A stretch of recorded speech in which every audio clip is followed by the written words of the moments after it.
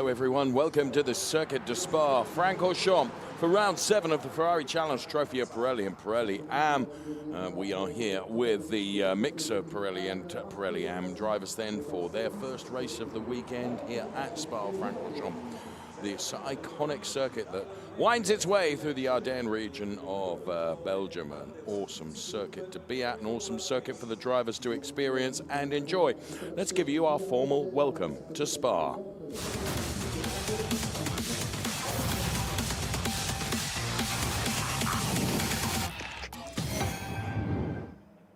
The place is revered, not only here in Europe, but also around the world, and it has formed part of our 2025 calendar, which, as you can see, has included Monza, Misano, Hockenheim, Brno, Valencia and Barcelona. And now here we are at Spa-Francorchamps with just one trip to do, and that is the Finale Mondiale event to be held in Mugello between the 21st and the 26th of October. So we're reaching the critical phase, if you will, of the Trofeo Pirelli and Pirelli Am Championships. The weather that's greeted us here in Spa is very un-Spa-like, if I can be so bold, with a track temperature of 31 degrees, air temperature of 23. Today was supposed to be really rather overcast with no sunshine. That has not really been the case. It's been pretty nice, to be honest with you. There's a bit of wind around. It could be altogether different tomorrow, where there could be a little bit of rain around. Now, in the championship, it's Felix Herziger leading from Yacine Ferrati. In Trofeo Pirelli Am, it is Hendrik Viol leading from Michael Verhagen in terms of the championship. Here is Gilles Renman, the local driver for Francorchamps Motors Brussels, and here is our pole sitter then, Felix Herziger. Felix doing a good job for Ineco Reporto Corsa Ram. He set a lap time of 2:16.385, and that has taken him to P1 on the grid, which not only gives him the best starting position, arguably, pole position, but it also gives him an additional point to his points tally also. Going into the final 2 races in Mugello, but 2 to be done here in Spa-Francorchamps. So what happened last time out when we were in Spain at Barcelona? Let's remind ourselves. It was blisteringly hot. And as the cars were released, Felix Herziger and Yacine Ferrati were absolutely side by side going into turn 1. David Gosner had a brilliant start in the AMs, and 1 or 2 drivers shortcutting the first sequence of turns. And well, race control would take a very good look at that, and well, some good avoidance there from Hendrik Viol, who could have oh so easily been caught up in that. And 1 or 2 drivers were being caught out, that's for sure, as some were turned around and others weren't. Hendrik Viol managing.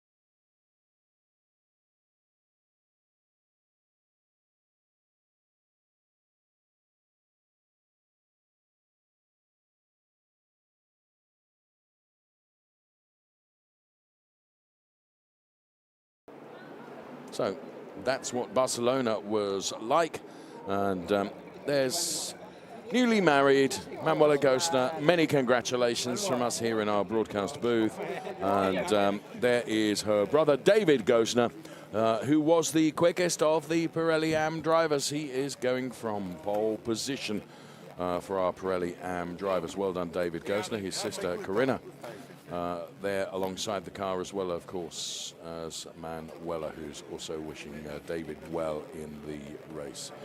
Driving for the MP Racing organization, Massimo Peppi. Here's Yacine Ferrati, who drives for Emil Frey Racing. Now, Yacine didn't qualify quite as well as he would have liked. He's having a second row start, going from P3. His best time was a 2:18.097, but Yacine will be hoping to usurp those that are ahead of him. So we'll see if he is able to do that in just moments from now. The race will be getting underway. The grid is very packed here at Spa-Francorchamps ahead of the race. So we've had a phenomenal season in 2025. 2026, well, that's going to be very exciting as well. Not by chance, but by calling. We chase each other at the edge of control, battling to crown the one and only champion. Rivals in speed, brothers in spirit. A new season approaches, and there's an inkling of the excitement to come. By the seaside, over the rolling Apennines to the foot of the Alps, we will race along roads driven for 100 years, reach the ocean, and behold the city divided by a vast blue river. This is the path set before us. Every turn, every straight will carry us through this journey. Ferrari Challenge, Trofeo Pirelli Europe, season 2026. It is a truly awesome calendar for 2026. Alongside me is Nico Spalek, and it was released and revealed last night, and to wide aplomb, it has to be said. What a calendar. Absolutely. What a calendar. Already busy booking hotels and travel and everything. Can't wait. I mean, 2025, an amazing calendar with so many different circuits, different layouts, different characteristics. And 2026 is going to be exactly the same. Looking forward to Hungary after all the renovation, going back there. Budapest, certainly great. And I mean, kicking off the season in Le Castellet together with the UK series, actually. Yes. There's also going to be a great one. So we will find out where the World Finals 2026 will be when we get to the World Finals in a month and a half's time. So, or just over a month, actually. So that's the one thing that's still missing from the calendar. Yes. It's tempting and teasing. Yeah, it's something that Ferrari do very well. Yes, at the Finale Mondiali event, we will be releasing where the venue for Finale Mondiali 2026 will be. So big thumbs up there as we are about to go racing. This is Angelo Fontana, who did a brilliant job in qualifying. Angelo's best qualifying to date, I believe, in Pirelli Am, going from P3. Right, let's find out a little bit more about this extraordinary circuit then of the circuits de Spa-Francorchamps. Hi everyone, my name is Gilles Renmans, 24 years old from Belgium. This week we are in Spa-Francorchamps for the Ferrari Challenge Europe. This is my coach Matteo Davenia. Hi. And he's going to help me get through the week. Let's gonna see your home track. Yeah.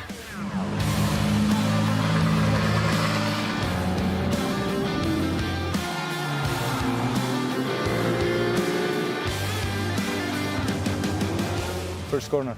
Here we really must be really careful because everybody will try to attack, especially if we start. Here, in my point of view, we must keep the right side, so we have to understand the proper braking point, exactly, because then we have a very, very long straight, so we must try to arrive at the Horlouge. Looks less scary like this. Yeah. Like less steep. If you take the shit line, you take the track limits for sure. Yeah, that's the reason why I always suggest you to keep as much as possible the left side and to start turning a little bit early. So go on the curbs immediately. When the curb finish, this is the proper point where we have to turn. Yeah. As much as you cut, and as much will be easier to do the right side, okay? So we really have to cut completely the curbs. So here, what do you suggest? Like the late apex or more force a little bit the entry, take the V-line? Exactly, V-line. This is a good reference, the green one. It's like the first apex. The green and then the third green. Exactly, the third, is the second apex, where we have to call back the car on the right side. And this corner is so important. It's really nice to overtake. Here, we have to sacrifice the right part in order to keep the car on the right side, turn as much as possible the car, and then we can cut better the left side and go on throttle. Really follow the exactly. curve, like follow the corner. Not really like perfect. A chicane, it's more like two corners. It's like two corners. I think if you keep this line, you're preparing well the left side, yeah, yeah. Exactly. So, let's go for all. Total domination? Total, Nee. as always.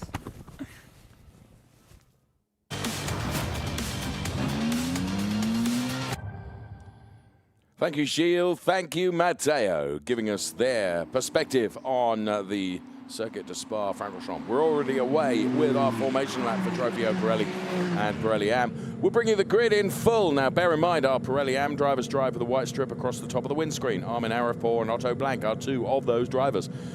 James Owen and Rafael Duran, they go from P20 and P19. Danilo Del Favero qualified P18, Hanno Laskowski P17. Henri Acid, he's a Pirelli driver, red strip across his windscreen top, and Herbert Geis alongside him. Then it's Max Mugelli and Jacob Bidstrup. They're on the 7th row of the grid, and on the 6th row of the grid, it's Anders Bidstrup and Dylan Medler, a race winner just last weekend in Laguna Seca. Michael Verhagen and Marco Sanassi, they are on the 5th row of the grid. Andrew Morrow and Angelo Fontana, they go from row 4. Hendrik Viol, championship leader in Pirelli Am, goes from P6. Björn Grossman alongside him. It's David Gosner going from P4 and Yasin Ferrati from P3, with Gilles Renmans and Felix Herziger on the front row of the grid for our Trofeo Pirelli and Pirelli Am race. So bear in mind the combination of the drivers, Pirelli drivers and Pirelli Am drivers. Let's hear from our pole sitter now.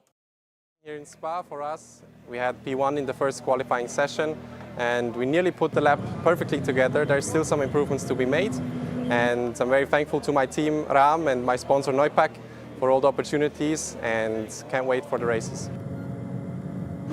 Thanks, Felix. I have to say, he's done a good job in qualifying.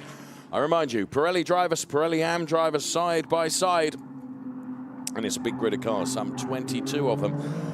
Felix Herziger, he's got this ability, Nico, once he's got his nose in front, to stay in front. Will he be able to do that here? Being chased down by the likes of Gilles, who will want to show well on his home circuit. Yeah, Gilles, obviously, also Yasin Ferrati, who will line up right behind Felix Herziger. It's been a little bit of a sequence of different seasons almost. For some part, Felix Herziger was the quicker, then Yasin Ferrati took over the reins, and now it's back to Felix Herziger. But will the pendulum stay that way, or will it swing back? We'll find out. 30 minutes plus 1 lap, and the other one to mention in there, the returning Björn Grossman. Never discount Björn Grossman, a very, very talented car. So, there you can see the cars lining up side by side. It's always a rolling start in the Ferrari Challenge, a side-by-side grid formation.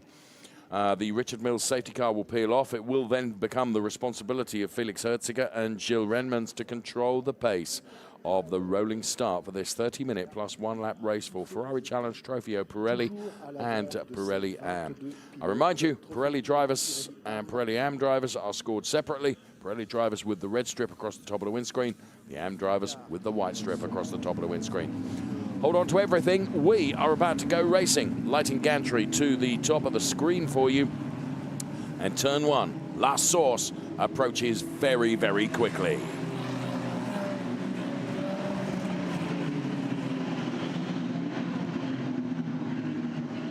Well, 1 or 2 cars being held. I don't know. That start was really rather shabby. So we're going with an extra formation lap. The cars did not get up to racing speed as they crossed the line. Now, Nico, the reason for that, in my opinion, is 1 or 2 drivers were out of shape. Yeah, absolutely. I mean, the rule is you have to run through your grid box with at least 50% of your car, so you can have effectively the middle line in the middle of the car has to be in the grid box. But we've had those in the past as well, and the start was allowed to go.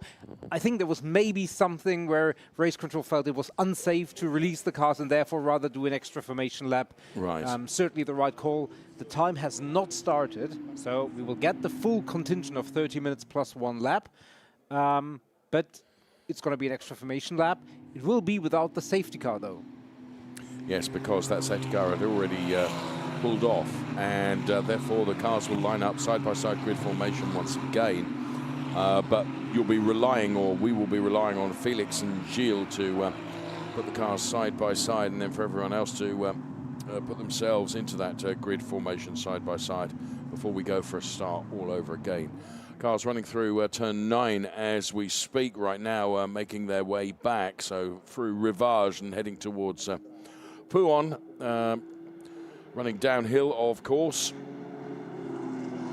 So now, interestingly, we are now seeing that the clock has started and that the race has started because the clock is counting down. So race control deeming that the race has started, but we have got an extra formation lap. So, Nico, I am assuming, and I know you're champing through the regulations as we speak, that the cars will go side by side once again. Absolutely. To quote the rule book, technical regulations, in case of a false start, the red lights will remain on and the start procedure will start again with a formation lap that will follow the same rules as above. As the pace car will no longer be on the track, the driver in pole position will be responsible for the speed, which must comply with the regulations governing speed in the presence of a safety car. Thank you, Nico. We're being told that there might have been an issue with the lighting gantry, and that's the reason. So rather than any misbehavior by our fine Ferrari Challenge Trofeo Pirelli and Trofeo Pirelli drivers, it's maybe more a glitch with the lighting gantry. So, exactly as you said, having read from the sporting regulations, the cars are lining up side by side now. You can see Gilles' driver coach in there taking a look at his laptop, Matteo. And here we go then. It's although the race duration has started, the race kind of hasn't started, and it's going to start now, one hopes. Absolutely. I wonder whether we're going to be relying on the lighting gantry or man with flag. Let's see as the cars will run through the bus stop chicane, and we'll get some idea. And there's Thomas Gosler looking on. David Gosler, of course, his son is pole position for the Pirelli Am drivers. Round the bus stop chicane, the cars go then, and heading up towards the lighting gantry. Now, the red lights are illuminated, and when they're disilluminated or go out, that's when the race should start. And they have gone out this time. Great start from Hendrik Viol, who got the jump on one car, certainly going into turn number 1. We're into La Source now, which is a funnel. Fingers crossed everyone gets through there all okay. So yes, Hendrik Viol got ahead of David Gosner. David Gosner hung out to dry a bit. Andrew Morrow, I also think, getting by also as they head to Eau Rouge for the first time of asking. This is Ferrari Challenge. Yassin Ferrati shortcutting a little bit the exit. Now he'll try and get the benefit of the draft off the back of the Felix Herziger car to try and have a go going into the chicane for the first time of asking. Felix Herziger, you could see, absolutely blocked off that inside line. Yassin Ferrati trying to go around the outside, and I think he might have done this. Yassin Ferrati with an overtake for the lead, and here comes Björn Grossman coming through as well. So it's all changed right at the front with Yassin Ferrati, Björn Grossman all over the back of Yassin Ferrati in the early stages of this race. And fighting back too is the car of Felix Herziger. So P1 at the moment, Yassin Ferrati. P2 is Björn Grossman. And then P3 is Felix Herziger. Hendrik Viol is leading in the AMS. I have to say, some opportunistic driving from Yassin Ferrati, of which Björn Grossman was able to take advantage as well. Absolutely, and you said it correctly, Yassin Ferrati shortcut the chicane, and that gave him extra momentum on the camel straight. Gilles Renman, one of the drivers who was absolutely mucked at the start, went from the front row all the way down into P5 overall. Great and respectful driving, however, everybody making it past the source and through Eau Rouge. You're absolutely right, and that's critical to mention that. So great driving from everyone. Yassin Ferrati. Now, let's take a look at a replay here. So Felix Herziger, you could see he just hadn't quite got the temperature in the tyres. Now, Yassin Ferrati, I mean, he is braking there. I just wonder whether, and there you can see his driver coach, Giacomo Altoe, looking at that. I mean, he was really, really brave and bold, and he was determined. And he had the confidence in the grip available, and he went through. And I have to be honest with you, Björn Grossman was just able to take advantage of that also. 100%, and I think Felix Herziger wasn't quite expecting the late lunge there, and then Maybe the car wasn't just settled, and that allowed Björn Grossman to get through, and you can see how the top three have broken away. But behind Hendrik Viol, there is a battle, and that might come into La Source. Just following the leaders there, but there are a few cars side by side. So Grossman, there's Felix Herziger. They are P2 and P3.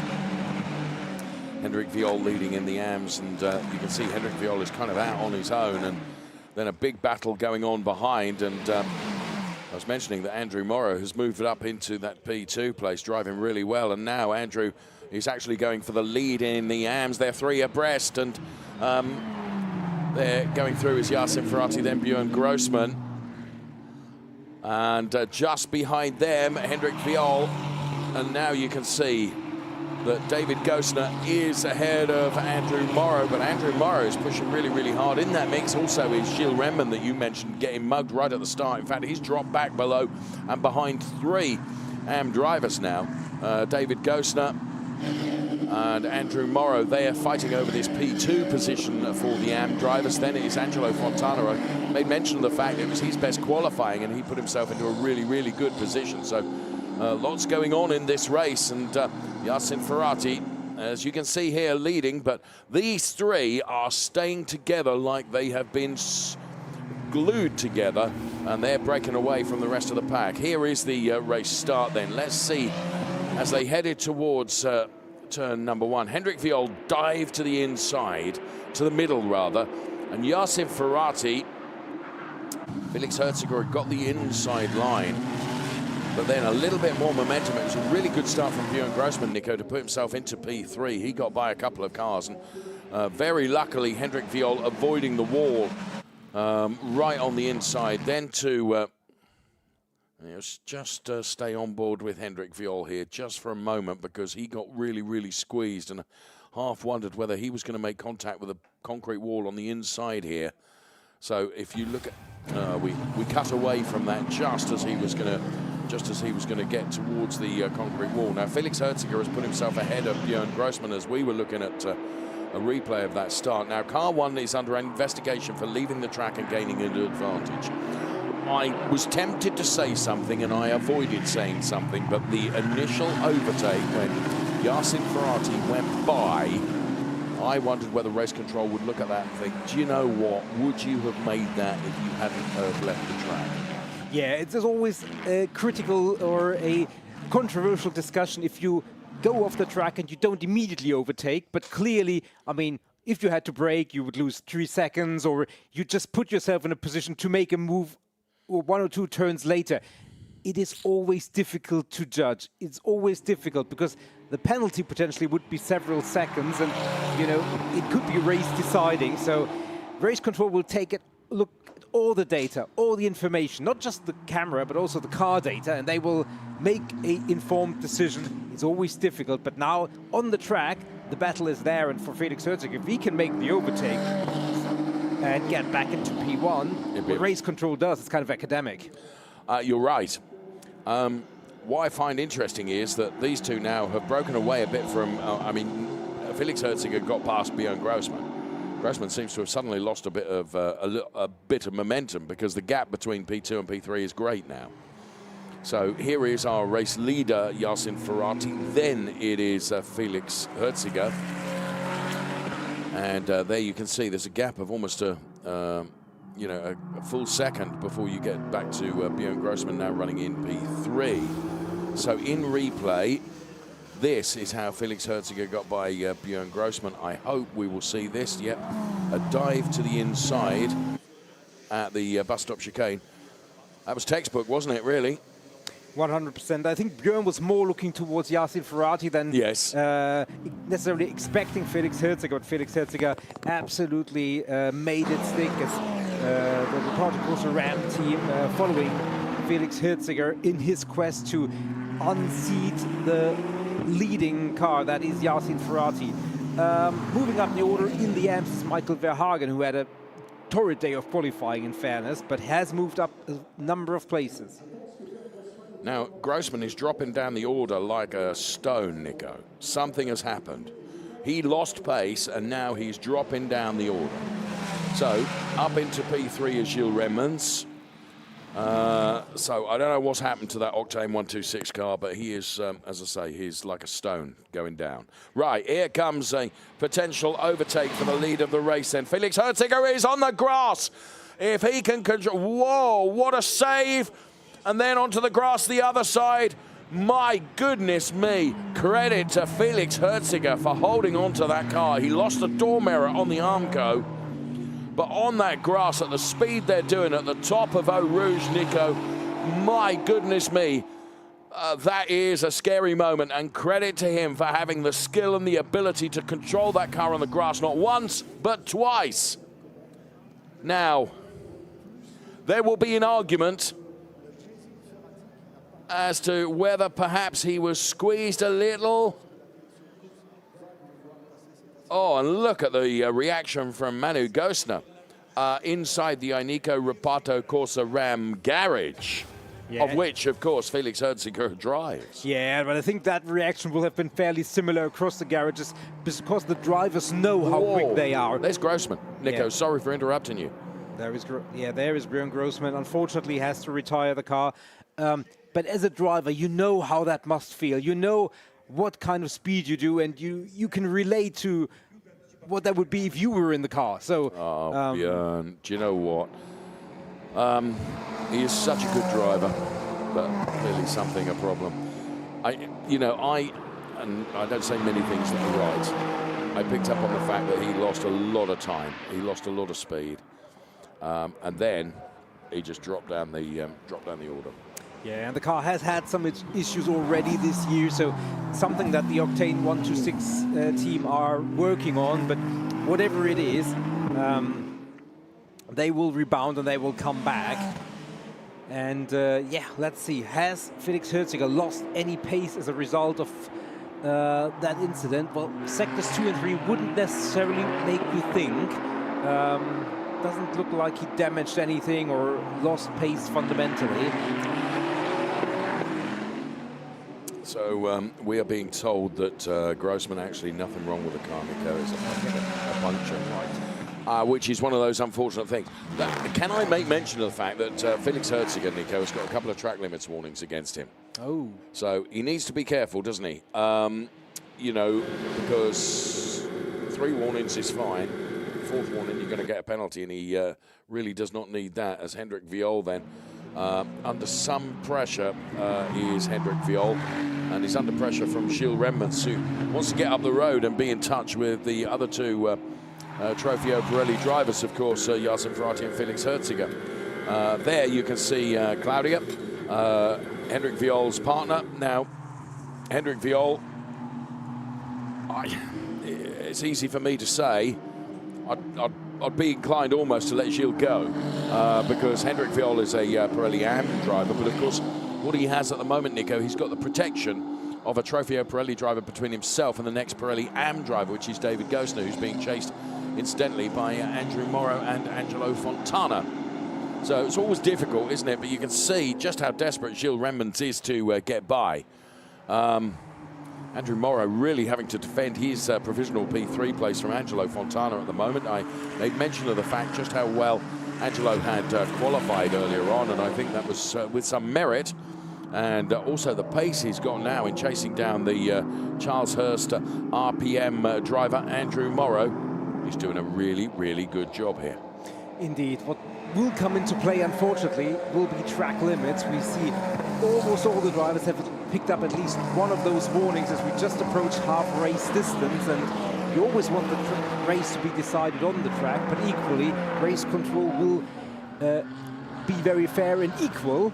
But when they see that the car is exceeding the track limits, that will have consequences. The first 3, as you said, are warnings. After that, 5 seconds and further penalties later on are in store. So all the drivers will be told by their teams, by their driver coaches, to be careful, especially once they hit the 3rd and final warning. It's a very good point, well made, Nico. Thank you for that. Let's go on board right now with Gilles Renmans, who is chasing down our leader in the Trofeo Pirelli AMS, Hendrik Viol. Now, the incident involving cars number 30 in turn 1 and number 1 in turn 4 is noted. When something gets noted, Nico, it kind of means that, yeah, we're aware of it, but that's it. We're not expecting a penalty imminently. No, the alternative would be under investigation. But however, now we have an update in terms of our earlier investigation. Yes. Now, the earlier investigation was with regards to car number 1, whether the car number 1 gained an advantage by going off the track and making an overtake. Race control have decided Yassin Ferrari did get an advantage and has picked up a 5-second penalty. It will be on screen for you in a moment. But there you can see that is why Giacomo Altoe in that split screen looked so crestfallen, because his driver, Yassin Ferrari, who is currently leading on track, he can stay leading on track, but he needs to build a margin of 5 seconds over Felix Herziger if that win is going to stick. And there you can see Giacomo Altoe. You can see how, as I say, crestfallen he is. So, yeah, basically it's a 5-second time penalty that will be given to Yassin Ferrari for gaining an advantage by going off the track. So Felix Herziger hasn't got to push quite as hard as he was pushing. And Yassin Ferrari now has got to push harder than ever, Nico, because the only way that he can really rescind that 5-second penalty is by building a margin of 5 seconds between himself and Felix Herziger. Forgive me, friend, if everything stays the way it is at the moment, I don't see that happening. No, that is a tall order for any driver in the world, and Felix Herziger, now that he knows that he doesn't have to overtake, he can focus on keeping his Pirelli P0s in the optimum condition, and he doesn't have to attack and do anything crazy. This is going to be a tall order, and then obviously, how do I tell my driver? That was, I think, going also through Giacomo Altoe's mind. There is the confirmation of that. Now, we did just have our live championship predictor. I didn't put my glasses on quite quick enough, but I think the points between the two of Yassin Ferrari and Felix Herziger, I think it was 169 playing 162. 7 points between them. Ho, ho, ho. This Trofeo Pirelli title chase is going to be a humdinger, I can tell you that, between Yassin Ferrari and Felix Herziger. So, Yassin Ferrari on track, leading. He is, though, nominally going to drop back, and drop back. He will only be impacted at the moment by 1 place, I think. Indeed, and right now Gilles Renman, who we go on board with, bad news for the Gilles Renman fan club, because track limits now for the first time in this race rears its unfortunate head from the driver point of view, because he has picked up track limit warning number 4, and that would drop him 5 further seconds down the order, which we now get confirmation on our timing screen. Yeah, I mean, for Yassin Ferrari, something like a safety car towards the end of the race would be fairly unfortunate, as for Gilles Renman, because it bunches everybody up, and that means 5 seconds could lead to more positions. There is confirmation of that time penalty that Nico mentioned for the car of Gilles Renman, and that for repeated track limit excursions. So, here's Hendrik Viol ahead of Gilles Renman, but Hendrik Viol, it's David Goster P2 for the AM drivers. Andrew Morrow is P3 for the AM drivers, with Angelo Fontana P4 at the moment. Andrew Morrow has broken away significantly from Angelo Fontana now, and we've got 10.5 minutes plus 1 lap remaining in this Ferrari Challenge Trofeo Pirelli and Trofeo Pirelli AM race. Race that's being led on track by Yassin Ferrari with Felix Herziger P2, but bear in mind, Yassin Ferrari has got a time penalty to be awarded at the end of the race. David Goster then, the CDP MP racing driver, who's running P2 in the Pirelli AM category. And into the Scuderia Prague garage, who engineer Hendrik Viol. And I spent some time with Hendrik Viol last night, and Claudia, and many other drivers, to be fair, as the calendar reveal for 2026 was unveiled, as we see the cars heading down and up a Rouge. Hendrik Viol then. And I said to Hendrik, you know, we were talking about the championship. Of course we were talking about the championship. He's in a good position, but it's by no means sorted yet. And I made mention of the fact he was the bridesmaid last year. Is he going to be the bride this year? And he says, truthfully, Dave, don't really want to think about it too much. Just want to go out there and do what I need to do. He had a fantastic battle last year with Klaus Sabranson to that title, which went the way of Klaus Sabranson, deservedly so, in fairness. And he was very good friends with Klaus Branson. Ironically, Hendrik is very good friends with Marco Zanatti, who's chased him really hard in the Pirelli AM title fight as well. Great camaraderie across the Ferrari Challenge, and yes, I think until we get to Mugello, we're not going to know. No, and you make mention of the fact how that battle last year unfolded, and both would have been more than worthy champions. Klaus Branson just took it with a few points to the good. And Hendrik Viol last year, he was kind of Mr. Consistent, whereas Klaus Branson had absolute moments of brilliance and then some lesser results, yes, but it came out on top. And this year, Hendrik Viol is both consistent and at the sharp end of the results, and that puts him into the position that he is in.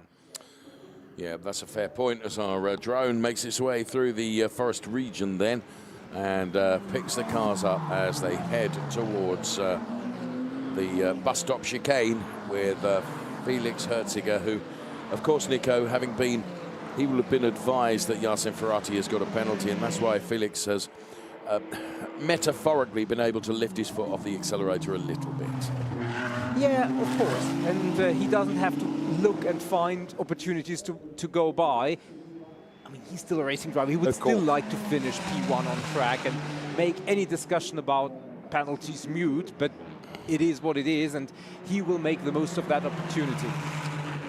Can I say something here, and it might be controversial? When that happened earlier on, and we saw that Yassin Ferrati had gone off the track, should he have been advised by Emil Frey, give that place back before it's even looked at by race control? I will not put my toe into that lake one iota. No, it's always an argument as we get a That's Dylan Medler. 5-second penalty for track limits announced for Dylan Medler. Well, but if the team felt like, you know, it was within the limits, then why would you give a position back, especially P1? I think that's a question of hindsight versus in the moment. I'll leave it at that. Okay, there, confirmation, car 15, time penalty plus 5 seconds. That is for Dylan Medler, who's running P5 in Trofeo Pirelli. Is that going to drop him behind Henri Acide? I'm not sure. Henri Acide running P6 at the moment. Dylan Medler's running P9 in the race overall, and Henri Acide is P13 in the race overall. There you can see the penalties that have been and are being applied right now in graphics. Also, 6 minutes plus 1 lap remaining on this Ferrari Challenge Trofeo Pirelli and Pirelli AM race. We're live from Spa-Francorchamps with Felix Herziger then chasing down Yassin Ferrati, and the gap now between Yassin Ferrati and Felix Herziger is 8/10. It's nowhere near enough. Yassin Ferrati would need to be 5 seconds up the road of Felix Herziger for the penalty to effectively be nullified, Nico. Indeed. Remember, Gilles Renman has a 5-second penalty. Max Mugelli is currently running roughly 5 seconds behind him. And this is for the final podium place in Pirelli. Adding to the drama is that Gilles Renman not only picked up a 5-second penalty, he's already again on the brink of adding another penalty for track limit. So he has to be really, really, really careful and still not slow down. David Gosner and Andrew Morrow are at 3 warnings. So this could still turn on its head over the last 5 minutes and change. Wow. Okay, here's Herziger, here's Ferrati then at the top of Eau Rouge. And you know what you were saying about, you know, every driver is a racing driver, therefore they want to win it on track. Felix Herziger, I get the impression he's lit the wick up again now in the final 5 minutes plus 1 lap of this race. And there you can see in the split picture is the driver coach to Emil Frey Racing, and that is Giacomo Altoe. And he is just keeping an eye on everything. And incidentally, the incident involving cars 30 and number 1 in T4 will be investigated after the race. That looks like a retirement for Herbert Guys, Nico.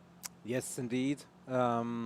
Team's still looking at the car, so maybe they can get his 296 challenge out again. Removing the cover of the engine. Yeah, I mean, that incident must be the one which put Felix Herziger onto the grass. Yes. the question... Twice. Twice, indeed. And the question will be, was he squeezed to the point where that's something that race control needs to get involved with or not? And yeah, race control will, I'm sure, and that's part of why it will be done afterwards, we'll talk to both of the drivers. Yeah, yes. There's Henri Acide then, and Henri Acide, can I just make mention, because I've not made mention of this, Michael Verhagen, Nico, has been a bit anonymous in this race. Yeah, he which is very unusual for him. Absolutely, he's moved up a few positions at the same time. That's bit up Jacob Bidstrup, who's not a regular campaigner, but he's holding his own and he's keeping Michael Verhagen behind him for lap after lap after lap, and he's actually more looking like he's attacking Marco Zanazzi. So great showing from him, mixing it up with those who are really in the battle for podium positions thus far this season. So there is Marco Zanazzi, the very driver that Nico was talking about, with Jacob Bidstrup in the Burgundy number 51 car right behind. And also in there is Hanno Laskovsky, Danilo Del Favro as well. So lots of very, very talented drivers there. So Hendrik Viol in a very, very good position in Pirelli AM, and has kept that Gilles Renman car between himself and Gilles, who, if nothing else, will win the award for the most track limits at the end of this race. As we stand at the moment, I think it's up to 7, as Nico has indicated. He doesn't want to make it 8 because that would be a penalty. As here's Michael Verhagen now, Nico, having a go at Jacob Bidstrup. As I was talking about Hanno Laskovsky, who's also in that mix. He's going to pick up a time penalty for track limits as well. So we're seeing more track limits penalties in this race than any other race. Well, we've only had one race today, but yeah, inevitably the track limits are having an impact, particularly towards the end of the race. And part of the reason for that is that they'll have pushed their Pirelli tyres really hard, Nico, and of course the grip available to them is less come the end of the race, and you have to be ever more careful that you're not going to exceed those limits. Indeed, and it's exactly the spots on the track where you try to take as much momentum and slingshot, and it's sometimes a very, very thin line, and we already saw that in qualifying, where it's only a few centimeters between the ideal line and the track, and a lap time disallowed, and in the race that correlates. It's one of those things in motorsport that many casual viewers don't quite grasp, and it's very difficult to understand how every single lap the car and the tires will feel just a little bit different. Yes. You always have to find where exactly is the quickest, safest and legal line around the circuit. We're into the final minute of the race. Do bear in mind we've got one lap at the conclusion of this one, because it's always 30 minutes plus one lap. So Yasin Ferrati and Felix Herziger then. And Hendrik Viol continuing to be attacked by Gilles Renmans, by the lights being flashed at him, but it's not impacting thus far. Here's Marco Zanazzi. Behind Marco Zanazzi is Jacob Bidstrup. Then it is Michael Verhagen and Henri Acide and Hanno Laskovsky and Danilo Del Favro, all making their way through La Source turn, as the clock has counted down to 0 now, which means that when Yasin Ferrati and Felix Herziger cross the timing line in a minute and a half's time, they will start what will effectively be the one lap, the plus one lap, the last lap. Exactly. Gap between Gilles Renman and Max Mugello is still 5.5 seconds, so that drama in terms of who might be on the podium for Pirelli P3 is still very much in the air.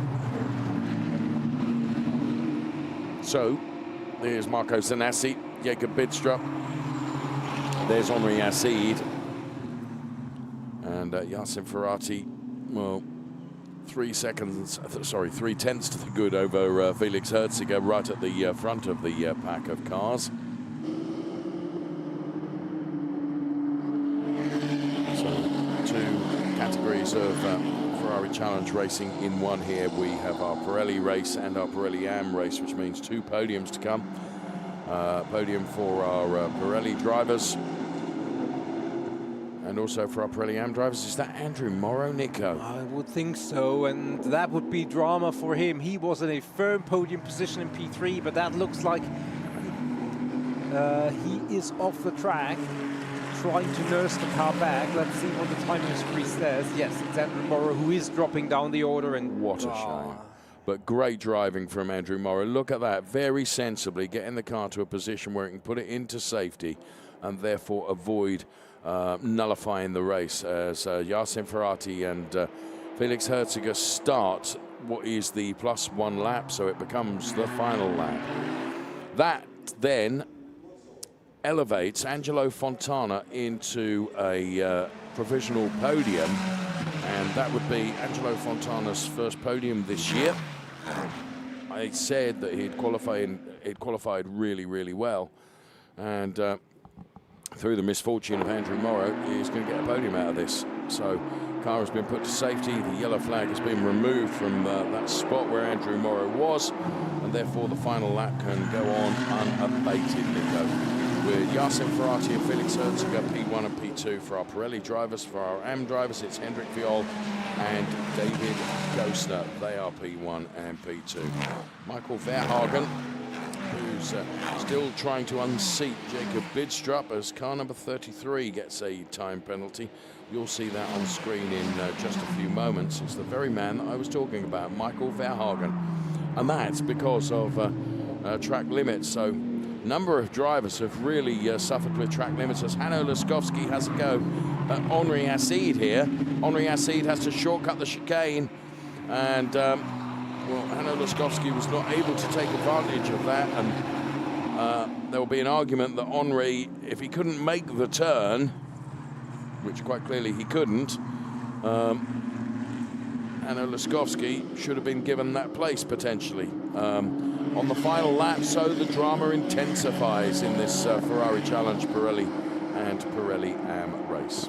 Yeah, absolutely. I mean, there is an exit route right around the outside. Hanno Laskowski already has a penalty against him, so he kind of isn't even in a real battle position. Talking about the gaps, the gap between Gilles Renman and Max Mugelli is now a little bit more than 5 seconds plus. So right now, Gilles Renman would have that final podium position. Amazing, absolutely amazing. So then, checkered flag is being unfurled. Yacine Ferrati then will cross the line, but with a penalty to be taken. Felix Herziger takes the win. Giacomo Altoe and the rest of the Emil Frey team, as Hendrik Viol, our Pirelli Am race leader, will head to the checkered flag for Scuderia Prague. And for Hendrik Viol, it's another fine. And may I make mention of the fact, Hendrik Viol, not one track limit against his board. So that's, you know, proof that it can be done. So the podium drivers will see Felix Herziger, Yacine Ferrati and Gilles Renmans. For our Am drivers, it's going to be Hendrik Viol, David Gostner and Angelo Fontana. Brilliant stuff, Nico. Absolutely brilliant stuff. Good racing, top down. The only other driver, just to complete that, without any track limit warnings, is Danilo Del Favaro, who, with a very respectable P6, to be fair, also kept it a clean sheet. Felix Herziger, we saw the championship standing as it was at that point in the race, and we will get confirmation after the podium.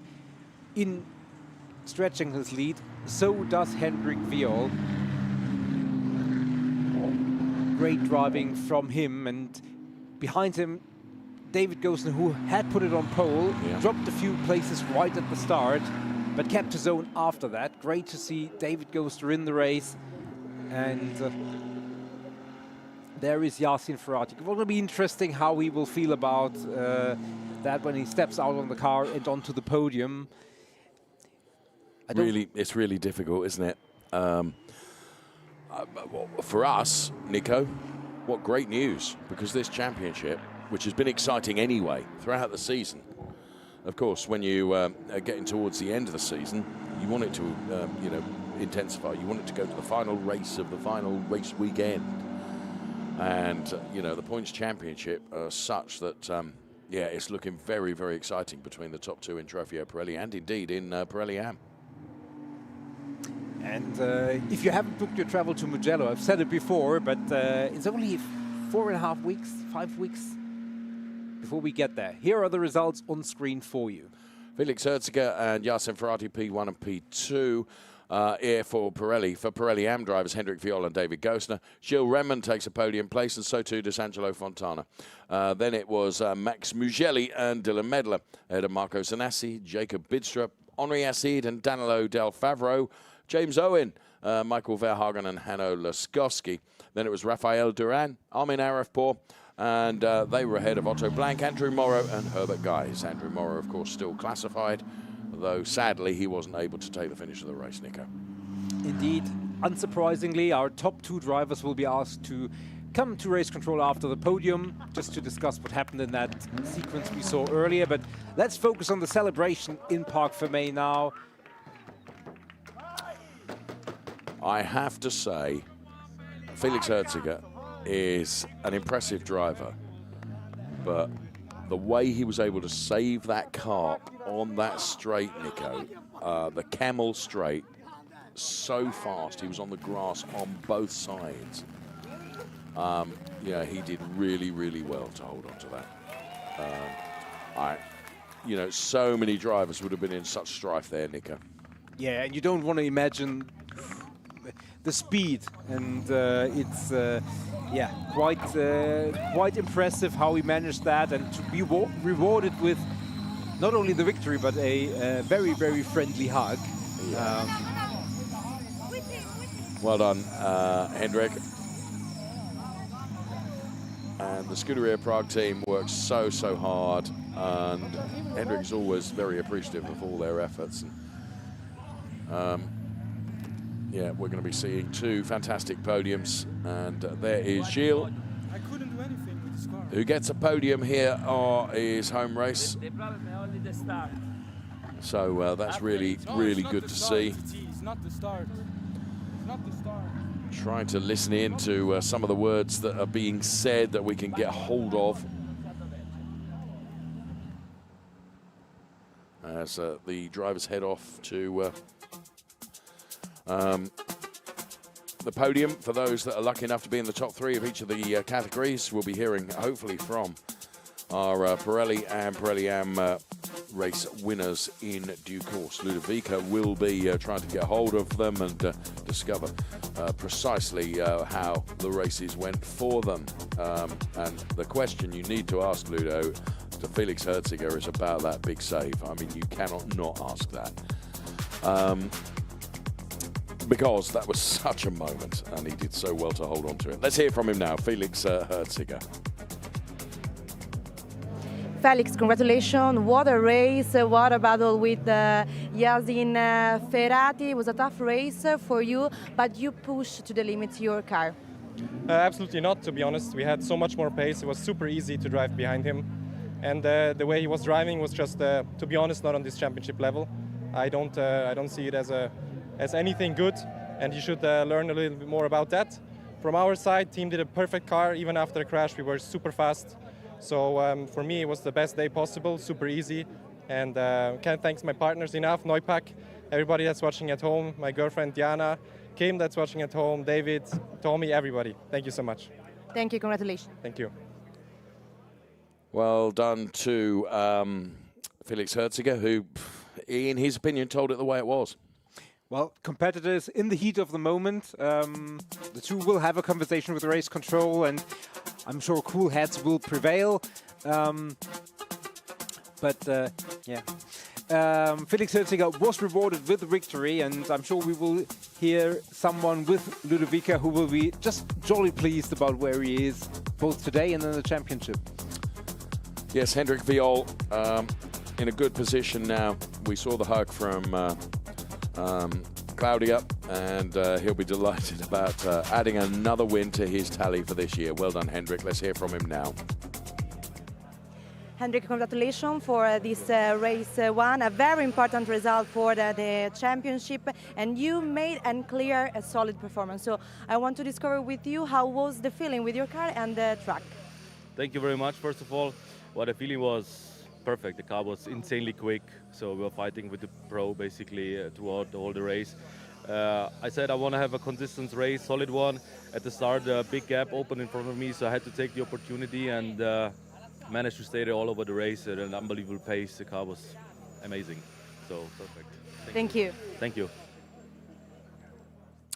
Well done, Hendrik. Let's take a look at the highlights then of that extraordinary race for Pirelli and Pirelli Am as the cars got ready to go. Lights went out. Let's go racing. Ferrari Challenge, Trofeo, Pirelli and Pirelli Am. Felix Herziger, Yasin Ferrati side by side. Great start from Björn Grossman. He was able to put himself through and pick up that P3 position. And one or two drivers just behind holding on to their positions. Hendrik Viol was squeezed very close to the concrete. And he was leading, though, in Pirelli Am, having got the better of David Gosner. This was a talking point as Yasin Ferrati and Felix Herziger were side by side through the chicane, and Felix Herziger also going through there, and Björn Grossman really struggling to hold on to that car, but this was a scary moment. Onto the grass, losing a door mirror, then the car snapping as well. It was some of the best controlled driving I have seen from Felix Herziger. It could have been oh so different. It was a disappointment for Andrew Morrow, who was in a podium place, but the car giving up on him at that point, which meant that he wouldn't finish the race. And, well, Herbert Geis was going around. That was Otto Blank rather than Herbert Geis, I beg your pardon, as Yasin Ferrati. Well, he crossed the line first, but the winner would be Felix Herziger for Trofeo Pirelli, and for Pirelli Am it would be Hendrik Viol. And as you can see, celebrations were pretty lively. So there are the race statistics for that Trofeo Pirelli and Pirelli Am race from Ferrari Challenge here at Spa-Francorchamps.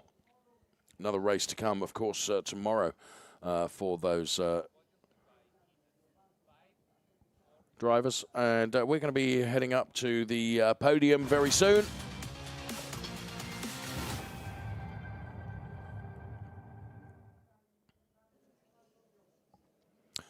So we stand by for Michele Mambelli to bring our drivers out onto the podium for their celebrations.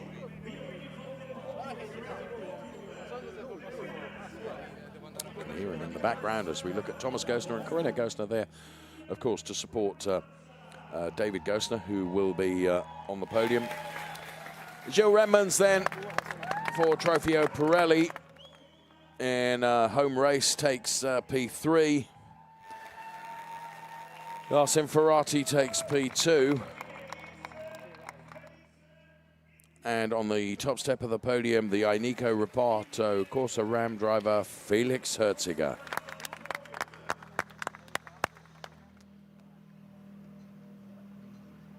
And that team, of course, will be represented as well. And here comes the national anthem.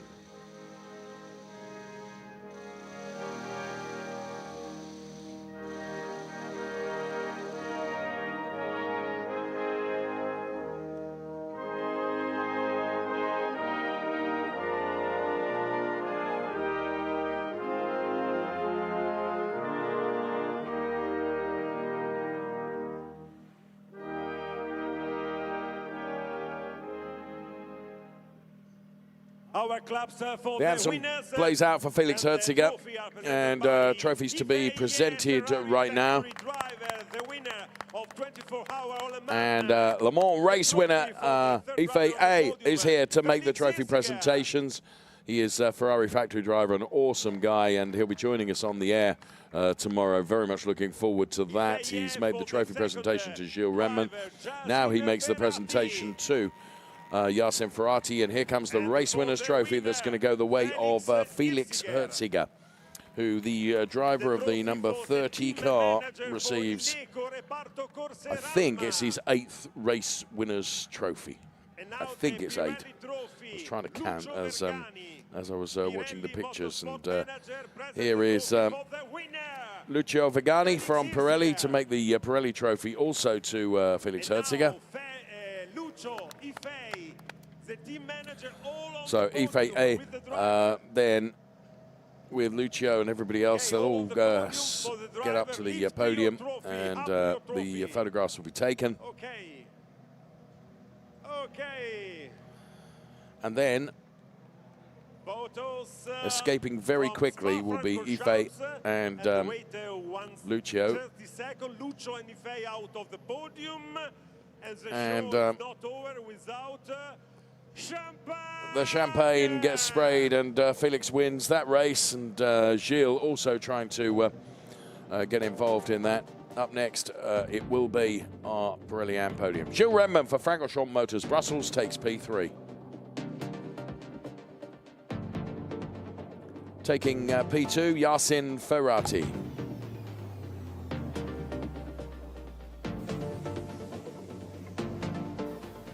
And it's P1 for Felix Herziger for Ainico Rapato Corsa Ram.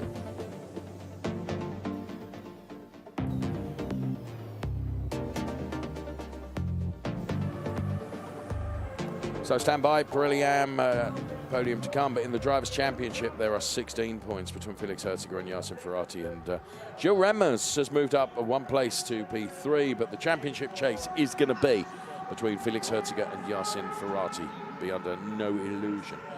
And we'll pick up that championship fight tomorrow, of course, when they will be racing again. Here comes the Pirelli Am podium right now, and his first podium of the season. Angelo Fontana will be on step 3. Step 2 will go the way of David Gosner. And on the top step of the podium, it's Hendrik Viol. Scuderia Bra Racing on the podium.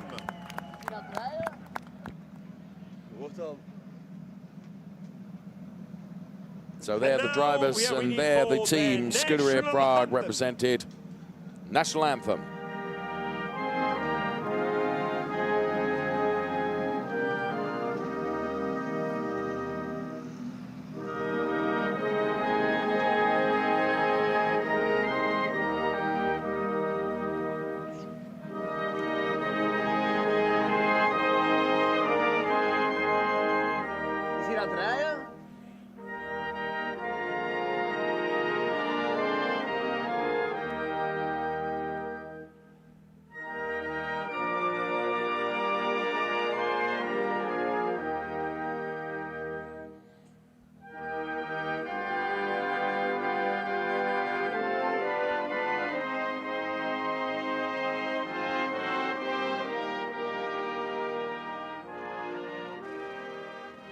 Now it's time for trophies to be presented. FAA then is here ready to make the trophy presentations. As I said, he will be joining us tomorrow, and he's a really, really super young man and very talented driver. A Le Mans winner in the hypercar, of course. And jolly nice chap. So, receiving his P3 trophy is Angelo Fontana. Receiving the P2 is David Gosner. And then on the top step of the podium, it is Hendrik Viol, who has proven once again just how good he is this season. He receives yet another trophy. Although it's only his 5th race winners trophy, remarkably. Scuderia Prague, of course, received the Copertine Award. And Lucio Vigani will make the Pirelli presentation, also to our race winner, Hendrik Viol. Well done to all the drivers and to our trophy presenters as well. If you would be kind enough to load yourselves up onto the podium, ready for the focus of the world's media as the photographs are taken. Rise up and lift up your trophies high and be proud. Well done to each and every one of our Pirelli Am drivers. Who's going to be first with the champagne? David Gosner is going to get my vote. And yes, I'm right. Not very often, but on this occasion, I was. Here are the top 3 then. Angelo Fontana, his first podium of the season for the Rosso Corsa racer. Well done, Angelo. Qualified really well, finished really well in the race. And David Gosner then, for CDP MP Racing, takes P2. And then another remarkable drive from our championship points leader in Trofeo Pirelli Am, Hendrik Viol. Well done, Hendrik. And we will take a look at the Trofeo Pirelli Am points right now. And as you can see Henrik Viol with a 44-point margin over Michael Verhagen, then Marco Sanasi P3 in the Drivers' Championship points. It's not done yet, Nico. No, but it could be tomorrow. Yes. It will take a big work from Michael Verhagen to wrestle that back, but well done, Henrik Viol. So there we have it then. Done and dusted. Race 1 for Trofeo, Pirelli and Pirelli Am. Thank you so much for watching, and we'll see you for another race from Trofeo, Pirelli and Pirelli Am tomorrow. Bye-bye for now.